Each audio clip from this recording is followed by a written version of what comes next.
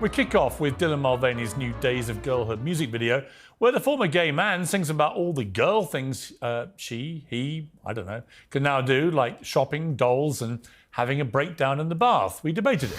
Not one person on this panel can show me a woman that's as flamboyant and radical and twitching and twisting and acting like Dylan Mulvaney. Are you insane? Did you watch the Barbie movie? What are you talking about? What, and who are you to talk about who a woman is? At Brookpage 1992 commented, as a trans woman, I do not associate with Dylan. Dylan is a character. He's mastered the craft of how to get rich. Well, look, whether you call Dylan Mulvaney she, he, whatever, the fact remains that Dylan Mulvaney identified until very recently as a gay man into Dylan Mulvaney's mid-20s. And I have a problem with someone who was a gay man until very recently suddenly saying, I'm a woman, and by the way, here's what I'm going to do. I'm going to make millions and millions of dollars openly mocking women. How can that be right? It's not. It's insulting. It is, in my view, something which enrages not only most women, but also enrages a lot of trans women like yourself, who simply don't want to be parked alongside people like Dylan Mulvaney making money mocking women. That shouldn't be what this is about. Love ya.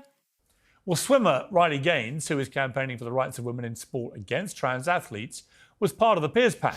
Across the field consistently, if you look at the world record against the men on the men's side versus the world record on the women's side, consistently that athletic performance gap is 10 to 12%.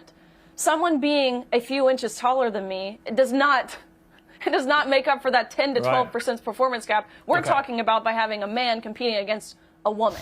Monica Jackson said, as a biological woman, I'm a gatekeeper of womanhood. I've had periods, given birth, fed my children, went through menopause, had a hysterectomy, and have been discriminated against because I'm a woman. Thank you, Riley, for standing up for my granddaughter. Well, yes, actually.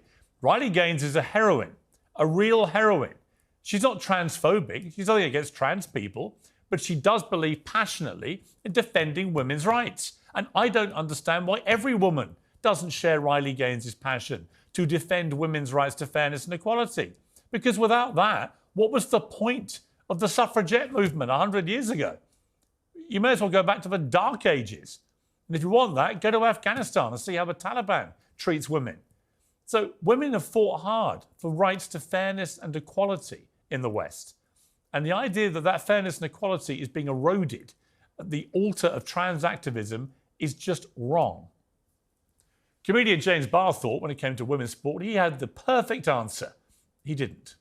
Just to be clear, the Olympic Games, you'd have gender neutral. Yes, I would, because the only reason, Riley, surely you agree, the only reason women's sport exists is because men were gatekeeping sport for so long and then finally said, you know what, fine, have your own. But really, if we just remove How many biological women? If we remove gender from sports, please let me finish my point, then we won't have this issue. Safety won't be an issue. I'm we sorry. can make sure that everyone has a fair chance. That is so competing James, together. that is so spectacularly ill-informed and dumb. Well, Tizzers1232 wrote, my jaw dropped when James said, we don't need to separate sex categories in sport. The guy has no knowledge about anything. Well, he knows some things about some things, but the truth is, he admitted he'd never played sport.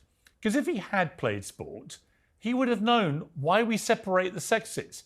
Just to remind everybody, the American women's national football soccer team once took on, I think it was the Dallas under-15s, men, boys. They were boys. And they got beaten about 8-2. And they were the best women's team in the world. The Olympics, they separate the sexes for a reason. And here's the reason. If they made it unisex, women would no longer win any medals. They would come last in pretty much every single Olympic event. It doesn't mean they're bad athletes. It just means they are not biologically able to compete with men. That's why we separate them. And that is why the trans argument about trans athletes in women's sport is so flawed.